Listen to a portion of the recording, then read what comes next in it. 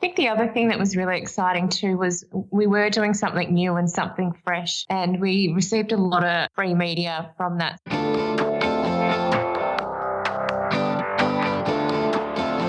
Hey, my name is Felix Tia, and I'm the host of Shopify Masters, a weekly podcast powered by Shopify, the easiest way to sell online, in person, and anywhere in between. Each week, we invite entrepreneurs like you to share what they've learned growing successful e-commerce businesses. In this episode, you'll learn how these two entrepreneurs spent their initial $20,000 investment, how working with an influencer became a game changer for their business, and how to amplify your social proof and reviews to get more sales. Before we get into our show, I wanted to take a moment to talk about the Shopify App Store. Shopify apps help you easily customize and add features to your store to make it your own. The App Store hosts over 4,000 apps built specifically for Shopify businesses. Shopify developers all over the world built these apps to help you save time and unlock a range of new features, from showing your Instagram feed on your store to offering loyalty rewards and more. Check out shopify.com/app store for the latest Shopify apps. Today, I'm joined by Stevie Angel and Nadia Tucker from Active Truth. Active Truth is an activewear brand that celebrates all women regardless of their size, shape, or stage of life, and was started in 2016 based out of Brisbane, Australia, and on track to hitting 8 figures. Welcome, Stevie and Nadia. Hi, thank you for having us, Felix. We're both really excited to be here. Yeah, so this all began from something that you both saw, and talk to us about that. What was the opportunity? What was the problem that you were both trying to solve with the initial products, and of course the brand that came with it afterwards? So back in 2015, Nadia and I were newish mums. We both had a toddler and a new baby each, and we decided we needed to get back into exercise and going to the gym. So we started training for a Tough Mudder. And part of that was that we needed new activewear because our bodies had changed and our old tights didn't cut it. So we were on the search for the perfect pair of tights. We didn't want to go to a mall with kids in tow and try on lycra in a small change room. That was a nightmare. So we decided to shop online, and we were finding brands through Instagram which had beautiful tights, beautiful prints, but when we were receiving them in the post, they just weren't performing and just obviously weren't going to perform on bodies without model proportions. So they'd be sagging or see-through or rolling down as we went for our walk. Well, there was that time that I took the boys for a walk in the pram, and I literally had to get you to hold the pram, and whilst I hoiked my pants up because I just couldn't stay up.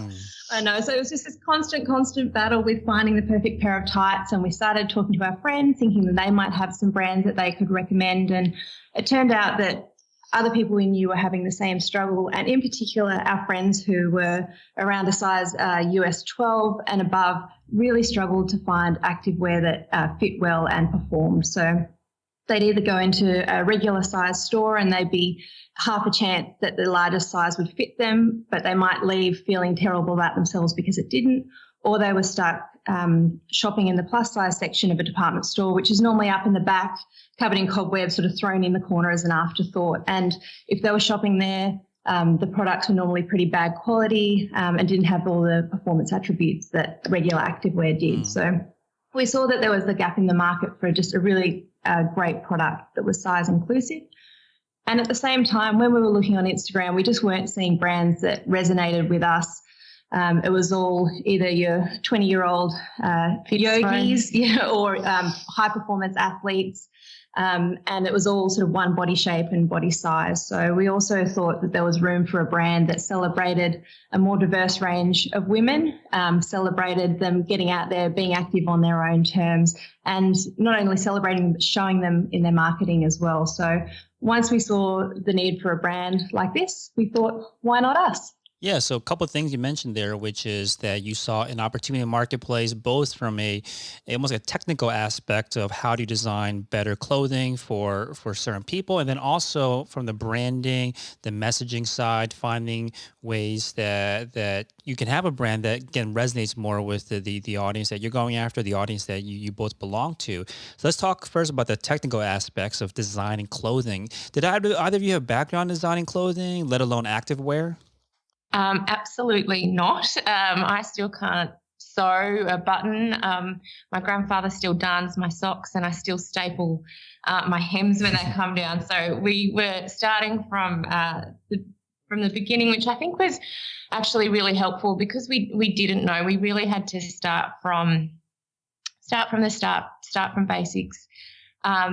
And what we really quickly learned when we were talking with different manufacturers and different designers was that they're really, in the fashion industry at the time, was that everything was made from one garment and then they were sized up. And even just Stevie and I are very similar size and shape, but just the small discrepancies in our body shapes meant that each pair of tight that we were sampling fit us both really differently. So one thing that it took us 12 months to work with our pattern maker to design what we believe is the perfect shape.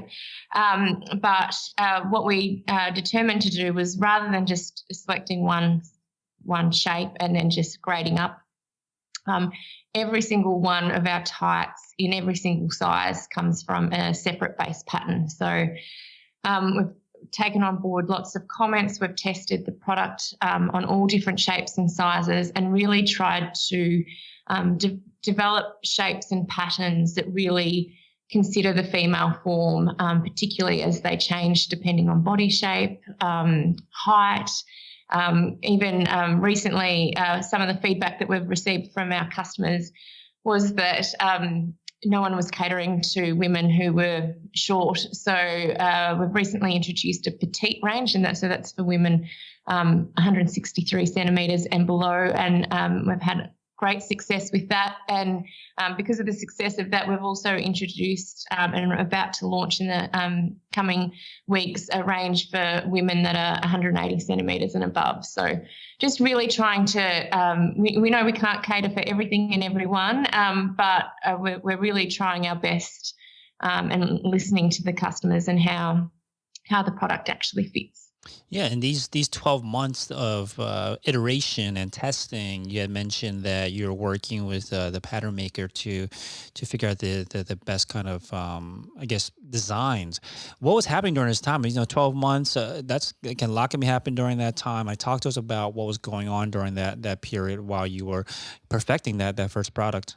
Well, Stevie and I were both employed full-time in quite demanding professional roles, and we both had young kids. So this was really a side passion project during that period, and trying to fit in meeting with pattern makers, meeting with different manufacturers. We met with many here in Australia, and also meeting with lots of different fabric suppliers. I think the pattern is really important, but what we very quickly learnt that as soon as you apply different types of fabric with different quantities of lycra or polyester or nylon in it, it could make such a huge difference. We had our initial sample, which we thought we had this perfect pair of tights, put it on, and then we changed the fabric to something else. It changed the length of the tight by about 20 centimetres just with the stretch. So there was a lot of testing. We went overseas as well to speak to manufacturers overseas.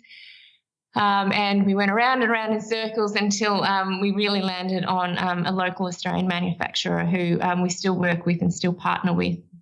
And she has been just instrumental in taking Stevie and I through the process of developing products.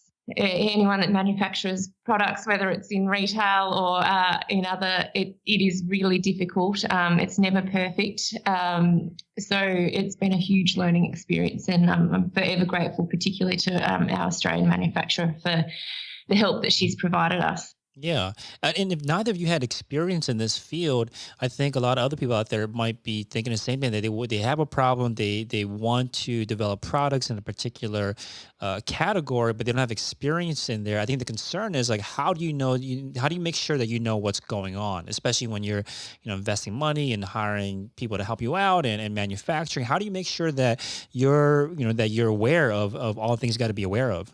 There was a lot of reading and researching and asking the right questions. I think it shouldn't be a barrier to entry, not having that experience. As you said, neither of us had experience in the manufacturing, but we had no experience in business. We had no experience in e-commerce. So we just tried to meet with the right people and get the right advice. Yeah. Now, once you found the partners that you wanted to work with, talk to us about what was involved at that point. How did you, once you found a partner, what was the next, like production, or like what was the very next step after you found a design and then a partner to work with?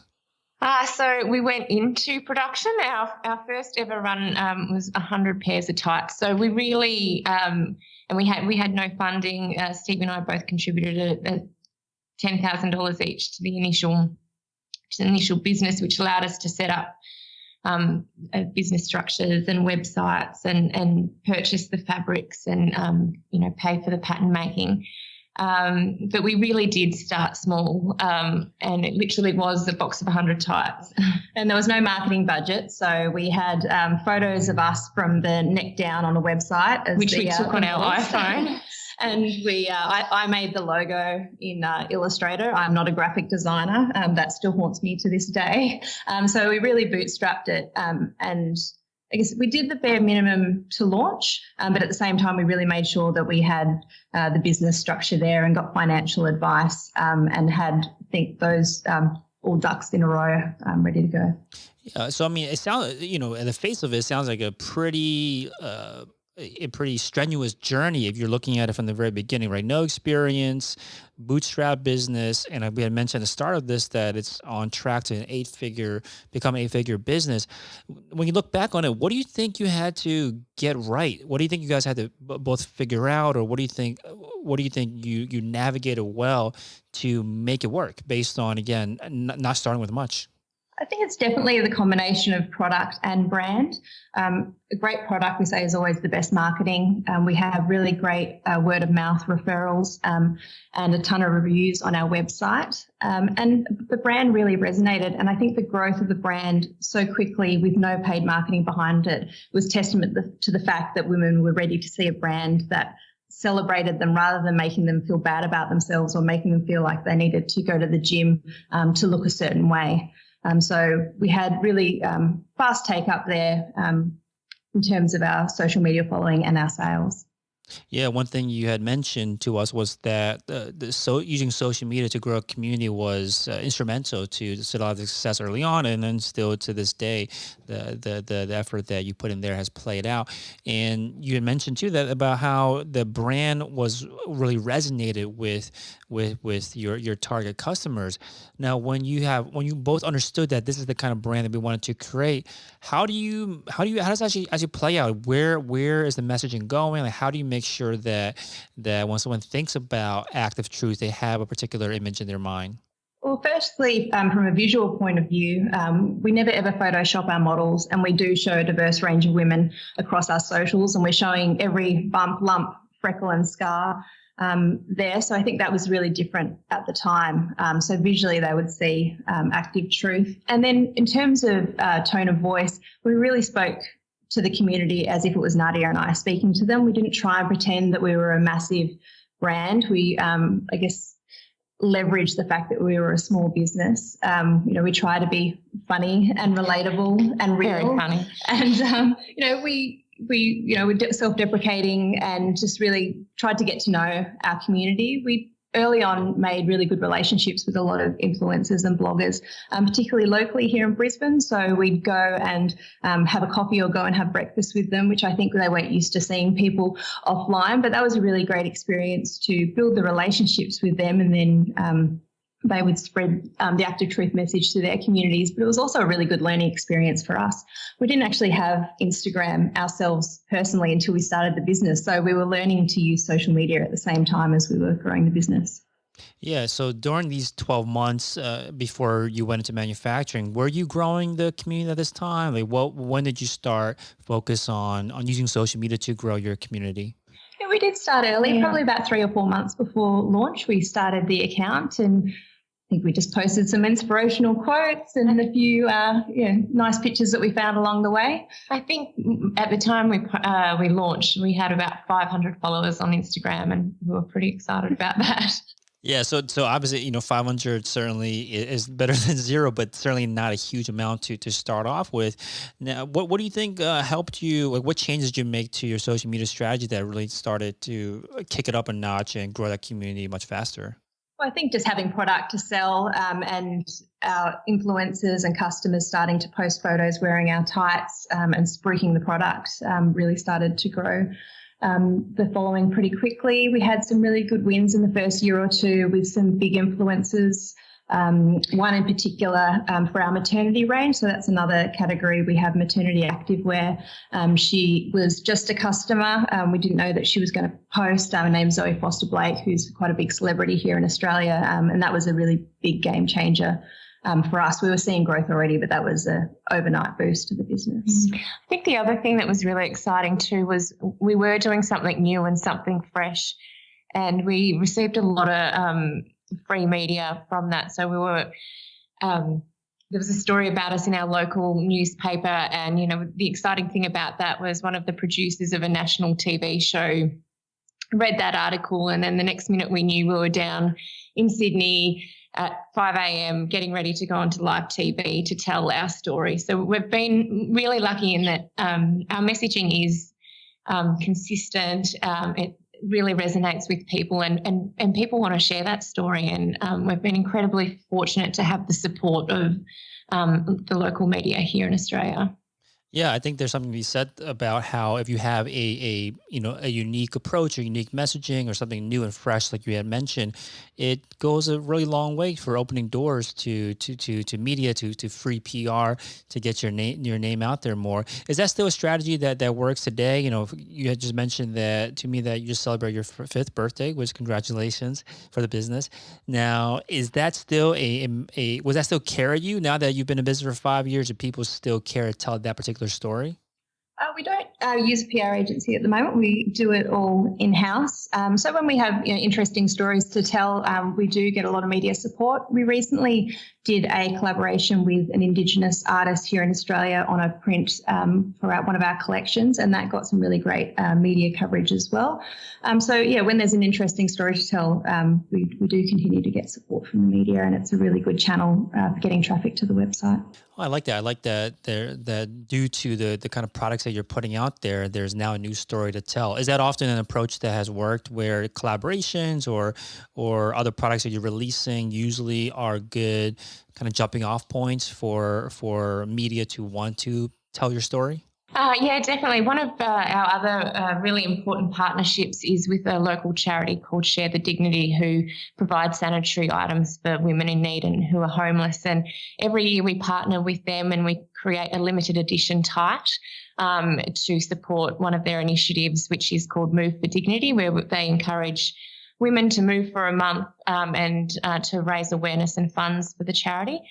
And so every year there's always a lot of excitement from both our community and their community around the product and telling the story and participating in the month of activities. And that definitely gets a run every year because it is something, it's a really good news story, and it's something that we really like to celebrate. Yeah. Now that the business has grown to an 8-figure, on track to hitting 8 figures, what are some of the biggest challenges that you face along the way as the business has scaled up? So there's been many challenges.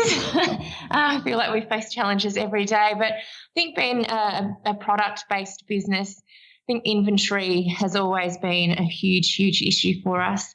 In the early days, we couldn't produce enough. We didn't have any funding, so we were literally every pair of tights we sold went into purchasing more stock.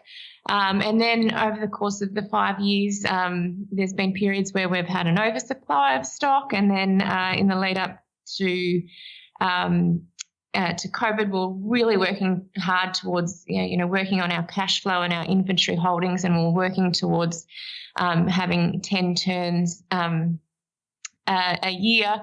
And then COVID hit, and fortunately for us, there was a huge demand in activewear, but an issue that we immediately ran into was we didn't have any inventory for a very long time, and our Australian factories were working and as hard as they could, they were literally coming off the machines and onto the shelf and into a bag. So inventory management has been most definitely incredibly difficult, and along with cash flow. Now, as the business has grown, how have your roles evolved over time? I'd love to say that we work on the business, but we're very much still in the business day to day. We do a lot of work together. I think we work really well together, bouncing ideas off each other and problem solving together. We do have a bit of a split. Stevie, generally sit more in the marketing e-commerce side. Nadia is our numbers and inventory woman. But, marketing is such a huge part of our business that a lot of the time we're both in there. And you had mentioned to me too about how working with influencers, especially early on, really kickstarted things with you with some celebrities in Australia. Talk to us about that. Like what exactly were you doing with influencers to market your brand? We're actually really lucky. A lot of the influencers and the big ones that we've had huge successes with, we actually didn't reach out to. They actually purchased the product because it had been recommended to them, and they posted without our knowledge. And I still remember one of the big ones was one of the a lady called Mia Friedman, who runs the media agency here in Australia, Mamma Mia, and she posted about our tights, and it was on Stevie's birthday, and it was back in the day when we still had our notifications on our phones for when we got sales, when it goes cha-ching. And we were sitting there at lunch for Stevie's birthday and the phone just started going cha-ching, cha-ching. And we were like, what's happening? So, that was really exciting. So we've been really fortunate with some of those influencers that they've actually believed in the product and purchased it themselves. With some of the other influencers, we keep an eye on what people are doing, and we really try to partner with people that align with our values. So many of our influencers aren't your traditional, Instagram fitness influencers. A lot of them are women that are in fashion, or they're mummy bloggers or journalists. We've had a lot of success with some of the more sort of micro influencers. We definitely see that they're trusted and they really work hard within their communities. But I guess with the influencers, it actually hasn't been a huge part of our growth. We are looking towards doing that a little bit more at the moment, but it hasn't been the biggest driver of our growth. What would you say that is then? That's been the biggest driver? Organic socials has been a big driver for us. SEO has started being a good driver of traffic for us as well, particularly in the maternity space, and word of mouth. I think word of mouth really surprised us. Every year we do a customer survey, which we normally time around our birthday, and so it went out yesterday for our birthday, and it's really exciting. We normally get about 5,000 responses, and one of the questions we ask is, how did you hear about us? And I always assume that it'll be through social media or paid ads, and every year on average it's about 40 to 45% of people say that they heard about us through word of mouth. So I think despite being in such a digital world, we're really conscious that word of mouth is still a really huge driver. Yeah, having a great product is required, right, to have your product spread through word of mouth. Have you found, though, there have been other things that you have done that has helped amplify or encourage word of mouth? Pretty early on, we realised that we needed to collect reviews. We were getting really great emails from customers providing us with, beautiful messages about how the tights were making them feel and giving them this great confidence when they were working out. So we started collecting reviews quite early on, and then we're, asking every customer post-purchase now for a review and leveraging it across that across the website, across our socials, and across EDMs now to really amplify that word of mouth. Yes, say more about that. So when you get a positive review, what are some ways that you tactically spread that positive review, that social proof? Yep. So on the product page, you can see reviews for that product. And also on the homepage, we highlight a couple of the top reviews. On our social channels, we'll show it on a tile or show it in the caption of our social posts and in our stories. And in our EDMs, we'll often showcase reviews there as well about particular products. I think too, which is always interesting when media do publish stories, they often also rely on the quotes and the reviews on the website, because I think what we really like about the reviews is that it's using the language of our customers. And when we're planning our marketing strategy, we always look to our reviews and always look to the language that our customers are using. And one of the big things that came out of that was the word confidence, and that is now really embedded in all of our marketing, because that was a really strong theme that was coming through in all of our reviews was these tights give me confidence to do X, Y, and Z. And so that's definitely been a really strong driver in our communications. Hey, real quick, if you're enjoying the show, please leave us a review on iTunes to let us know what you think or what you'd like to hear more of. Now, let's get back to the interview. Got it. Now, what did you do? What have you been doing to increase or to encourage people to come and leave reviews? So we're using the app Akendo, which does an automatic email after they purchase requesting a review, and we give out a gift voucher as an incentive to leave us a review, and they also give a follow-up email as well a few days later if they haven't done it. So that's been really helpful, and we also respond to all of our reviews. So we not only read them, but we make sure that everybody who leaves a review on our website gets a response from us. So a lot of the time it's thanks so much for that wonderful feedback. But if someone's got a sizing issue or they didn't love the product, then it's an opportunity to re-engage with them, potentially turn them to a different product on the website which might suit them better, or just at least even if they return the product, it leaves them with a great impression of the brand.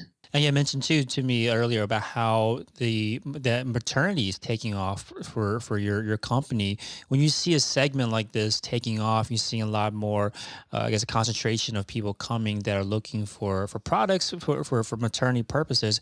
What do you adjust at this point? Like, what can you do with that information when you see that people are coming to buy products from you that are buying for maternity? So maternity is a really big segment for us. We actually have separate Facebook and Instagram pages for our maternity customers, so Active Truth Maternity. We found that they are quite different audiences, and having those channels gives us a way to really talk to them. When you're pregnant, that's what you care about. You care about babies, you care about pregnancy, and we weren't able to talk to them directly all the time through our main account. It was sort of every sort of 6th or 9th post was a maternity post. So this allows us to really talk to them about our products, and they love a meme as well, love a maternity meme, and had just this different conversation on those channels. Oh, that's interesting. That so once you had recognized that the almost like the way that someone can be immersed in a particular life event, you should almost create a different channel to talk to them, right? Because they're totally going to be different than, like you mentioned, when someone's is pregnant. That's all they're thinking about. They're thinking about that a lot. And if you are mixing in messages about something that's not about maternity, it could detract from their experience. Is that what you're getting at?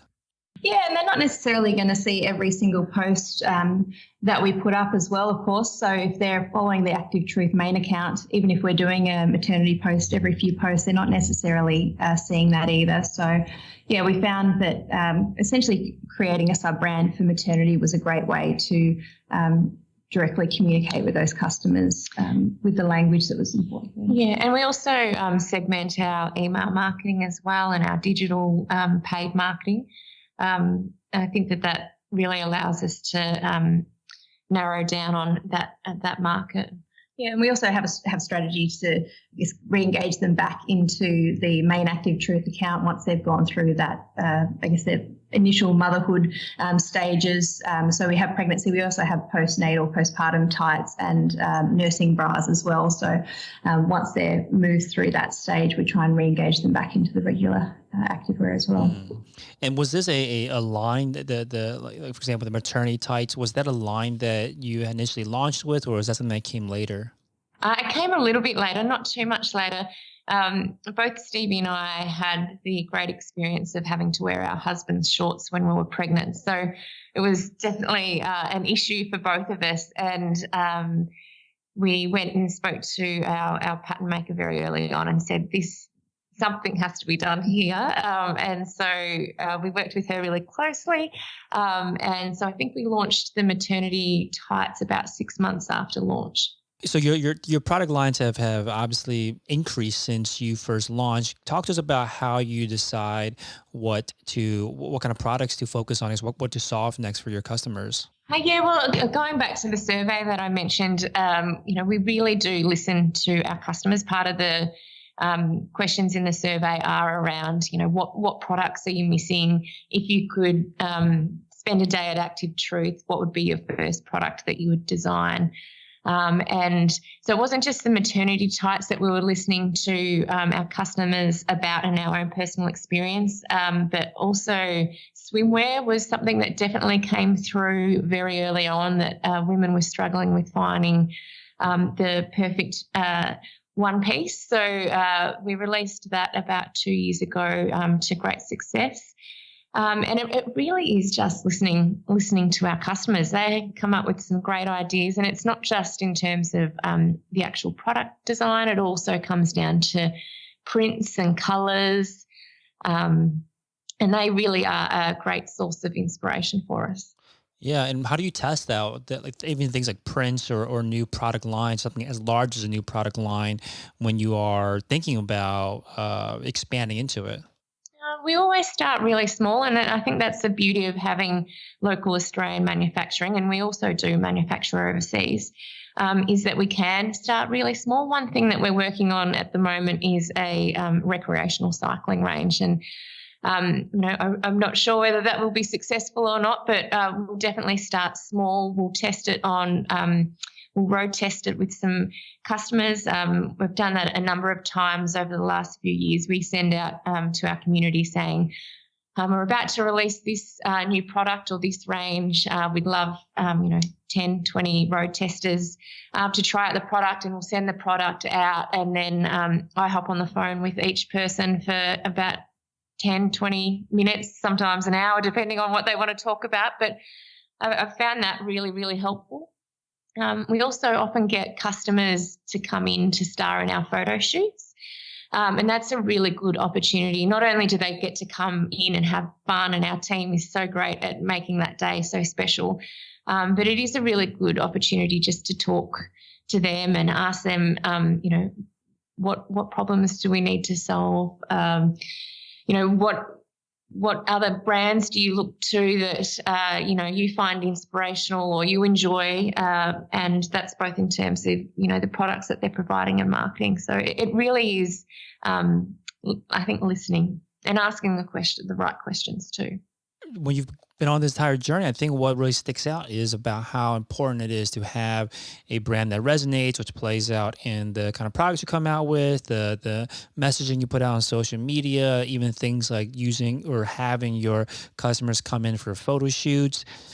If someone out there is also finding that there's not really a brand or product out there that resonates with them for a problem that they are looking to solve, where do you begin to start building a brand that resonates? When you know yourself that there's nothing out there that resonates, how do you even take that knowledge and start taking the first steps towards building a brand that resonates? I think it's really important to understand what your point of difference is and really leverage that. I think it's important to look at what other brands are doing so you can see where you sit in the marketplace, but I think it's a danger to spend too much time looking at what other people are doing, especially if you're trying to create a brand that's different. I think it's really important to run your own race. And I think the other thing, and one thing that we always do too, is we always go back to the 101, or one thing that I often do is I go back and listen to the short YouTube video of It Starts With Why, because sometimes we do get lost in the noise and the busyness and what's happening in the marketplace, and we really do go back to, okay, what is our purpose? Why are we doing this? who are we servicing? And that's an exercise that we do regularly. And one of the great opportunities for us to revisit that is every time that we onboard a new employee, we have the opportunity to talk to them about that, and make sure that we're communicating that to our team. Yeah, I like that about why you're doing this. Is this something that changes or evolves over time, or is this something that really should be kind of established early on and should be held as almost like a ultimate truth that you don't diverge from? I don't think it needs to be one or the other. I think it depends on your brand. But for us, we haven't wavered from our initial vision and mission as we've grown. I think we're still just really focused on celebrating all women, about celebrating being active for all the right reasons, not just about aesthetics, but for enjoyment, for fun, for community, for health and mental health. So that's really stayed true to us as we've grown.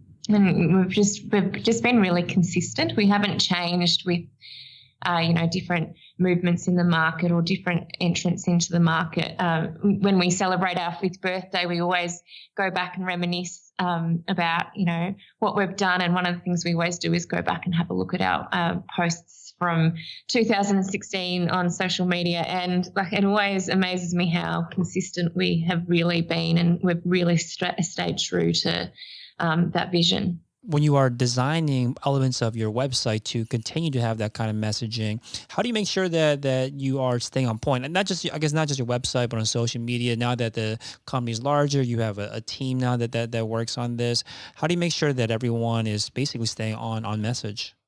I think it starts in the recruitment process. It's really important to us that the people we bring on board really understand the brand. So there's lots of questions in the interview process around that to get them understanding, and also just having the same vision and outlook on being active and being inclusive that we do. And it's continual conversations with the team. They know pretty well what our tone of voice is and how we want the brand to be presented to the world. So they're doing a really great job of that.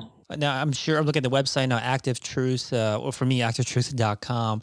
I'm looking at the website. Has the website evolved over time? Talk to us about the changes that you made to the website over time. It has evolved. We had a big website refresh last year, which is really exciting.